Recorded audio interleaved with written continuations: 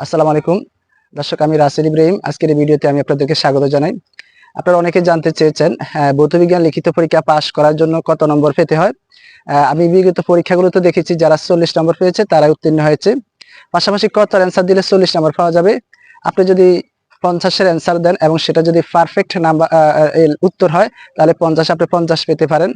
অনেকেই বলে যে 80 অ্যান্সার বা 90 নম্বরের অ্যান্সার দিয়ে পাস করে না, কিংবা 40 পায় 45 পায়, তাহলে বুঝতে হবে তাদের লেখার যে কোয়ালিটি ভালো না। আপনার যদি সম্পন্ন লেখা লেখেন তাহলে আপনি অল্প লিখি ভালো নাম্বার পেতে পারেন।